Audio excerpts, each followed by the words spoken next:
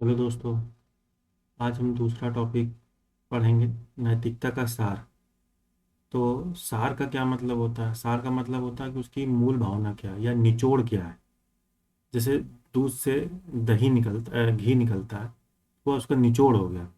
इसी तरह नैतिकता का सार को हमें समझना है। ठीक है। अब एक पहले तो हम परिभाषा लिखेंगे नैतिकता की। आप यहाँ से आ जाइए। ये अरस्तु की, मतलब कोई भी एक लिखनी है।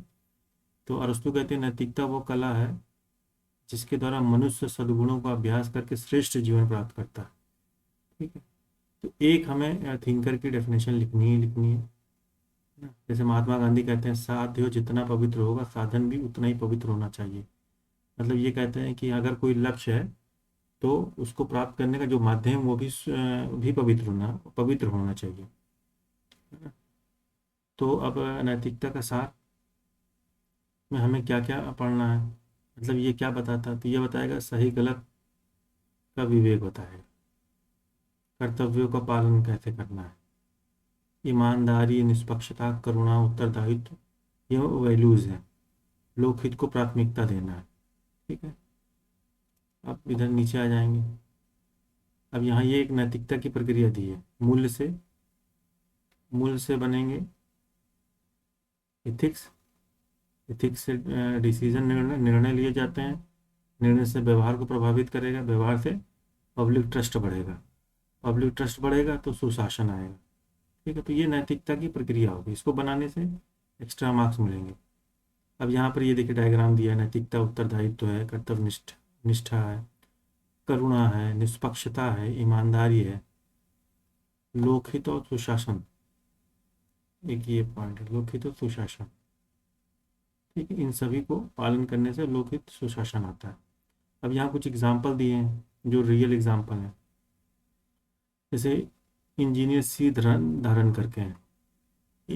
इन ये समयबद्ध कार्य पर ज़्यादा बल देते थे, पारदर्शिता और ईमानदारी पर बल देते थे। एक बार एक साथ मेट्रो का एक्सीडेंट हो गया तो उन्होंने रिजाइन दे दिया था।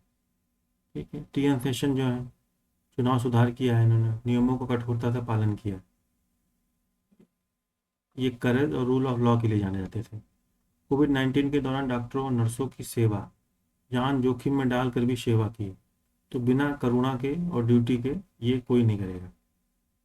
कंपैशन और ड्यूटी थी तभी उन्होंने किया। किसी गरीब व्यक्ति के खोया हुआ बटुआ लौटाना, ईमानदारी। ये उदाहरण हम डाल सकते हैं। अच्छा, सेकंड ARC की सिफारिशें क्या हैं, मतलब नैतिकता बढ़ाने के लिए? अब जैसे प्रशासन में सत्यनिष्ठा सर्वोच्च मूल्य हो, code of ethics, code of conduct लागू किए जाएं, पारदर्शिता बढ़ाई जाए निर्णयों में, है ना। कि जैसे निर्णय कैसे लिए जाते हैं, मान लीजिए कोई पुल बनाना है। मान लीजिए 10 गांव हैं। अब वहाँ किस गांव में पुल के लिए ज़्यादा बेनिफिट होगा, कैसे निर्णय लिया गया है। तो एक पारदर्शिता होनी चाहिए ताकि जनता का विश्वास बना रहे। सिटीजन सेंट्रिक गवर्नेंस को बढ़ावा दिया जाए। मतलब आजकल देखिए कि जन सहभागिता को ज़्यादा बल दिया जा रहा है, पहले ऐसा नहीं था। विसल ब्लोअर प्रोटेक्शन सुनिश्चित हो। जैसे RTI में कोई सूचना मांग रहा है, अब जो सूचना मांग रहा है उसी को पीड़ित करना, तो कानून लाया गया है ताकि उनकी सुरक्षा की जा सके। लोक सेवकों की नियमित इथिक्स ट्रेनिंग, ये बहुत महत्वपूर्ण है। एक बार मतलब बनने के बाद तो फिर तो इथिक्स भूल ही जाते हैं वो लोग, जैसे लगता है। तो नैतिकता केवल नियमों का पालन नहीं है बल्कि अंतःकरण, मानवीय मूल्यों, लोकहित पर आधारित निर्णय लेने की प्रक्रिया है। यही सुशासन, जनविश्वास और लोकतंत्र की वास्तविक आधारशिला है। ठीक है। अब हम थोड़ा सा एग्जाम्पल देखेंगे इधर आके। नैतिकता का सार। ठीक है। एक ये ऐसे बना सकते हैं हम बॉक्स में, नैतिकता का सार यहाँ पर। ठीक है। ये सही गलत को चुनने में मदद करता है, कर्तव्य पालन के प्रेरित करता है, लोकहित आचरण में प्रोत्साहित करता है कि जो भी आचरण हो जनता के हित में हो। अब देखिए कि सही गलत का निर्णय, विवेक, सॉरी। परीक्षा में मान लीजिए नकल करने का अवसर है लेकिन आप ईमानदारी से परीक्षा देते हैं, तो आपने अपने विवेक का सही उपयोग किया। कर्तव्य पालन ड्यूटी। एक डॉक्टर रात 2 बजे भी गंभीर मरीज का इलाज करता है, क्योंकि उसका कर्तव्य है मरीज की जान बचाना। बहुत से आपने देखा होगा कि वो रात में नहीं देखते हैं, है ना। और बहुत से लोग हैं वो हमेशा अपना ड्यूटी निभाने के लिए तैयार रहते हैं। ईमानदारी, सड़क पर मिला मोबाइल या पर्स वापस कर देना या पुलिस को दे देना, यह ईमानदारी की एग्जाम्पल है। निष्पक्षता, एक शिक्षक सभी छात्रों को उनकी उत्तर पुस्तिका के आधार पर अंक देता है, ना कि जाति, धर्म या पहचान देखकर। यह महत्वपूर्ण है, निष्पक्षता होना चाहिए। करुणा, बाढ़, भूकंप, अन्य आपदाओं में पीड़ितों को भोजन, दवा या आश्रय उपलब्ध कराना।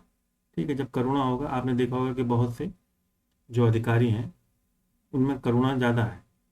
एक बार लखनऊ में यहाँ एक बिल्डिंग गिर गई थी, तो कमिश्नर थी डॉक्टर रोशन जैकब करके, तो वो बहुत ही भावुक हो गई थी जब वो उन्होंने मरीजों या जो घायल था उनको हॉस्पिटल में देखा, तो उनके अंदर करुणा था, है ना। तो एक रिस्पॉन्सिबिलिटी, अकाउंटेबिलिटी, उत्तरदायित्व। मान लीजिए कोई पुल गिर गया, तो जो संबंधित अधिकारी है अपनी जिम्मेदारी स्वीकार करके उसमें सुधार करता है। या एक एग्जाम्पल ये है कि जब लाल बहादुर शास्त्री रेल मंत्री थे, तो रेल दुर्घटना पर होने पर उन्होंने इस्तीफा दे दिया था, जहाँ तक मुझे याद है ना। तो ये एक अकाउंटेबिलिटी का अच्छा उदाहरण है। अब तो नहीं मिलता कोई भी ऐसा एग्जाम्पल। ठीक है, और ये अगला पॉइंट है, लोक के हित को प्राथमिकता। एक जिलाधिकारी अतिक्रमण हटाकर सार्वजनिक सड़क या अस्पताल तक लोगों की पहुंच सुनिश्चित करता है, चाहे कुछ प्रभावशाली लोग नाराज ही क्यों ना हो जाए।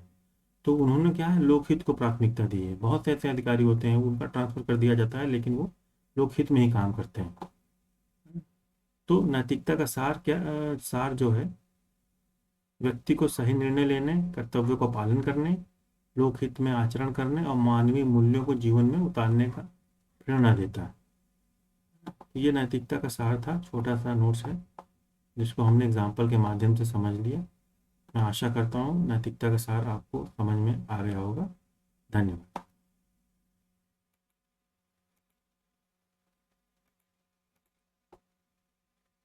अच्छा, मुझे एक चीज़ बतानी है आप लोगों को।